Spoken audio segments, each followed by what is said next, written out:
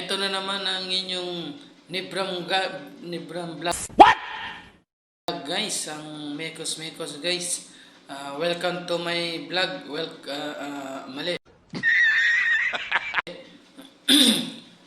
Hi vlog, welcome to my guys. Ayan. Panoorin natin ang video na to guys. Nakaka-inspire to, kaya wag na natin patagalin ang video na to guys. Let's go!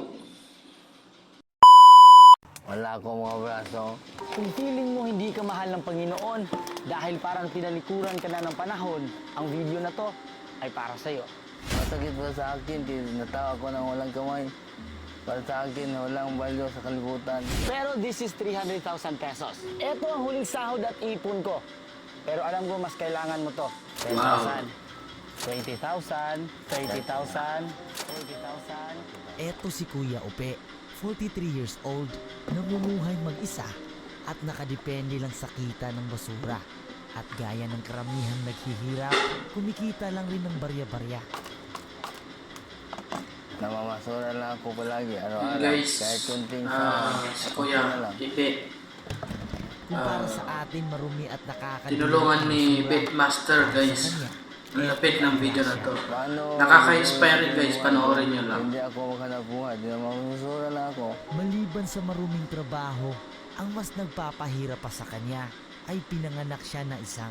Wala akong mga braso. Ang kapansanan ni Kuya Upe ay hindi naging hadlang sa kanya upang mabuhay.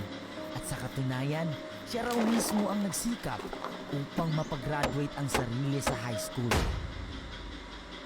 Paano ka nag-survive sa 43 years dito sa mundo? Walang gamay, punggol, wala. Ako tinitiis ko lang ang lahat ng sakit. O hindi ko pipigilin aking sarili nga masaktan. Hindi ka panipaniwalang may mga tao pa rin kayang malukso sa ganitong klaseng kalagayan. Hirap na nga sila sa buhay dahil araw-araw nila itong pinapasan. Dahil sa mga nangungutya, mas lalo pa itong nadaragdagan. Pilitin ko buktiin aking buhay, masusuko naman ang Panginoon. Iwasan ko lang ang mga salita ng sakit. Ang mga taong may kapansanan ay hindi kailangang magbago. Ang kailangan nila ay tanggapin ng buo at itrato ng equal bilang isang tao. Sa dami-daming tao, ikaw pwede walang kamay. Siyempre, magtatampo ako.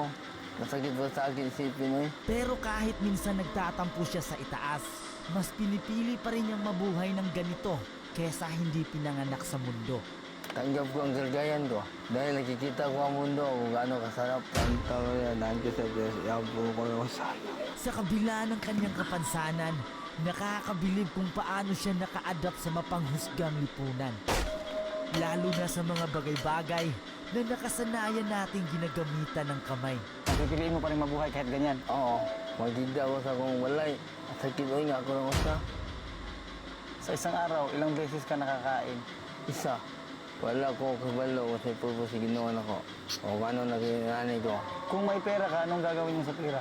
Sari-sari store, pahanabuhan ng gusto. Ito ang huling sahod at ipon ko. Pero alam ko mas kailangan mo to. Gusto ko lang linawin, hindi ako mabuting tao. Gumagawa lang ako ng mga videos na di kayang gawin. Tama yan idol. This is 300,000 pesos. 10,000. 20,000. And guys, sa mga kagaya ko na mag-umpisang mag-vlog, 60,000. panoorin nyo ang 80,000. 90,000. video na ito guys. Nakaka-inspire siya guys. Ako ng negosyo. Naka- Hindi ako mamasura. Nakakayak Kung may guys. negosyo ka, medyo kulang. I appreciate yung natin. Oh, 110. ano. Bago natin ipagpatuloy ang pagbibilang ng 300,000 hanggang sa paggawa ng kanyang sari-sari store, gusto ko lang 20, 130, 140, kaya pa? 300,000. Nakaka-inspire guys yung gantong mga vlogger. Tukod ako ng negosyo. So guys, hindi pa ako makakatawa. Wala akong masabi, guys. Medyo matatagalan pa. Mag-wait pa Wala ako akong sa masabi susunod na kay sweldo ko para may maipad Master. sa susunod na video. Kaya Sa araw na to, matutupad na ang pangarap Sa na mga magkaroon ng grocery balang store. araw ko sa mga sumisikat dyan guys. Ayan. Ayan. Ang pangarap ko, natupad na dahil Ang ano ko lang guys, Ang dating malungkot at nasa inyo din yan gana, kung ngayon ay kagustuhan nyo man o nabuhayan at hindi puno guys. na ng pag-asa. At tumulong sa Hindi iba, ka man maswerte sa lalo kalagayan mo na ngayon. sa mga ganyang Sigurado video ako kapansanan na may planong magandang Panginoon.